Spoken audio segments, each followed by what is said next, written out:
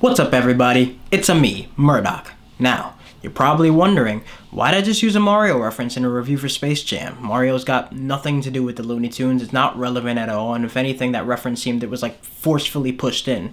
Well, if you saw the new Space Jam movie, then you know that Warner Brothers made it abundantly clear that none of that matters anymore and all the rules are off the table. So, first things first, this movie is obviously targeted towards two different demographics. The first one is for kids. The second one is for people like me, people who saw the original Space Jam growing up and have been waiting for a sequel for so many years and are just excited to relive that nostalgia. For the first demographic, if you're a parent or a babysitter or whatever and you're just wondering, is this movie going to entertain my kids? The answer is probably yes. This movie's got all the ingredients of something that a kid would like and I'm sure they'll enjoy it and there's no problem with that. But this review is for the second demographic, people like me, almost 30-year-old grown man who has thoughts that he wants to share about the new Space Jam movie. Now, like I said, I was a big fan of Space Jam when I was a kid, but the thing is, I haven't seen that movie in probably about 15 years, so I know for a fact that I'm looking at that movie with rose-colored lenses.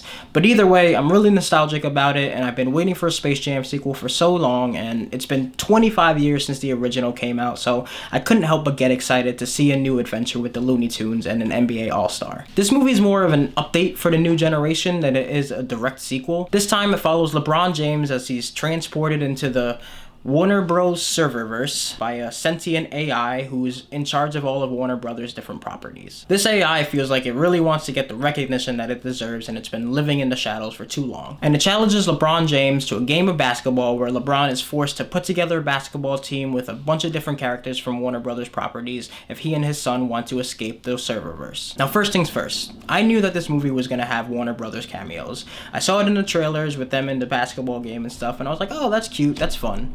But the only thing was, I didn't realize how much the other Warner Brothers properties were gonna be specifically woven into the plot. Like, it's actually a part of the story for this movie. The problem is this movie becomes very quickly laser focused on just promoting all of the different WB properties in the film. It gets to the point where it doesn't even feel like cameos. It just feels like product placement. And a lot of it's not even clever. It's kind of lazy. Like, they just straight up take movie scenes from different WB movies and just put LeBron James and Bugs Bunny in them. And it's the kind of thing where I know for a fact that the original directors and writers of these movies probably aren't even aware that WB is doing this. Warner Brothers just owns the properties and is free to do whatever they want with them. And like I saw in the trailer, there is a ton of Easter eggs and characters in the basketball game at the very end of the movie.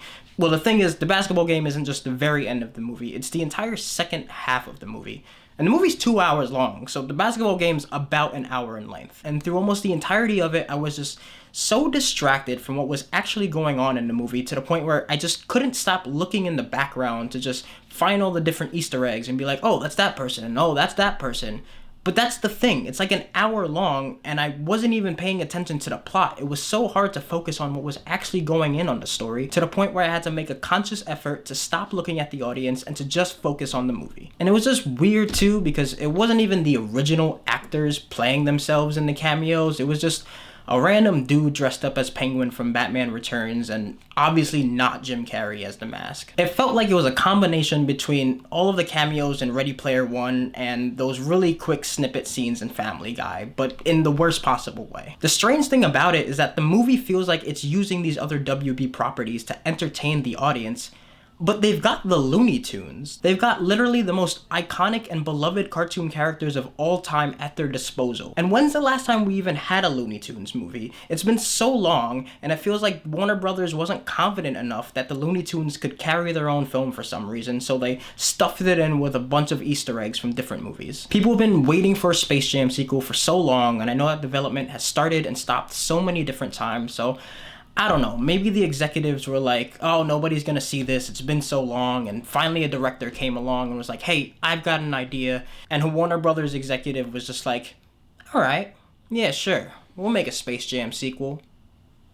Under one condition.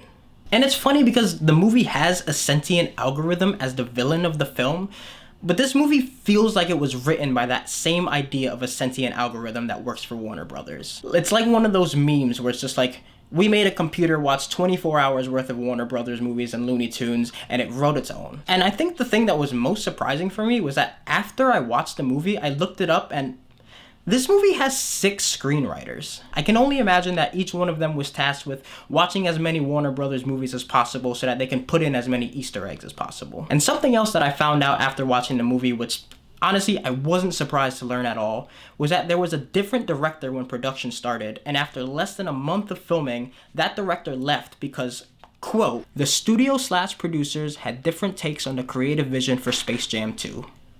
I wonder what those were. The movie's obviously at its best when it focuses on the Looney Tunes. I was a big fan of the Looney Tunes when I was little, and I enjoyed seeing them on screen again and seeing them get into their usual hilarious slapstick humor. I laughed quite a bit, and I was just generally entertained by seeing all these classic characters again. There was actually multiple occasions where there were jokes that landed pretty well, and I laughed out loud and thought to myself, alright, that was pretty good. But the problem is they get overshadowed in their own movie because of greedy corporate meddling. LeBron's fine in this movie. He's not great, but he's an NBA player, so I wasn't expecting him to be an amazing actor. But there's always times to be surprised. I mean, it wouldn't be the first time that an NBA player pulled out a really good performance in a movie.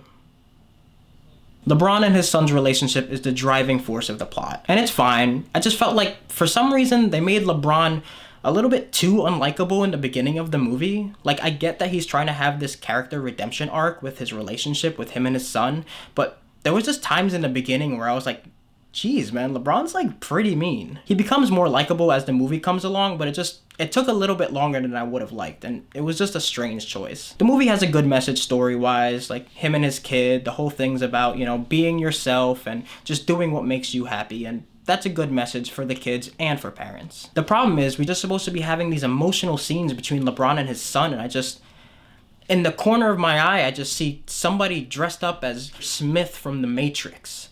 And I just can't focus on the actual emotional story beats that they're trying to give me. And poor Don Cheadle.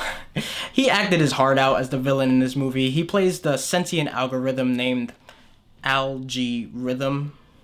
Get it? It was just so strange. I think that maybe he just should have been animated throughout the whole movie. It was just weird having a live action person playing a computer. Him and LeBron get animated in different parts of the movie, and it felt a little bit more natural, but I don't know, it was just weird to me, and it's a personal nitpick. I was just waiting for the part of the movie where Don Cheadle reveals that he wasn't actually the main villain of the movie. The main villain was really capitalism. Also, shout out to Lil Rel Howery. I don't know whose idea it was to put him in the movie as one of the announcers for the game, but he was pretty funny. He had multiple times when he was talking during the game that I laughed out loud, and it was just a nice addition to the humor and the cast list. Space Jam: A New Legacy is supposed to be a Space Jam for a new generation, and the ingredients are there to make it work, but it's just Warner Brothers had their hands so far deep into the cookie jar and just spoiled the whole meal. It just got to the point where the whole movie felt like a giant advertisement for Warner Brothers properties and for HBO Max. Like I said, I like the stuff with the Looney Tunes. I think the movie should have obviously just focused on them for the entirety of it. Their scenes and their humor and their classic gags are funny, and I laughed a lot, but just knowing that there was this greedy corporate agenda behind it all, it just felt gross. Like, if it was just the cartoons and the Hanna-Barbera stuff, I think that would have been fine and pretty entertaining. But it just put in so many scenes from other properties that are just so not related to the Looney Tunes that it just felt really out of place. I think that if the movie was able to cut out all the other Warner Brothers stuff and just focus on the Looney Tunes and LeBron James, this movie could have been a lot better. So in the end, I'm feeling a C-. But that's just my thoughts. As always, I think that film is subjective, and I love to hear everybody else's opinions, so let me know in the comments. Did you love it? Did you hate it? What were your thoughts? Leave me a comment and I'll reply. And if you got time while you're down there, make sure to leave a like on this video and subscribe to my YouTube channel. It'll help out so much with getting my videos out to a bigger audience. As always, thank you so much for watching. I'm Murdock, and I'll catch you next time.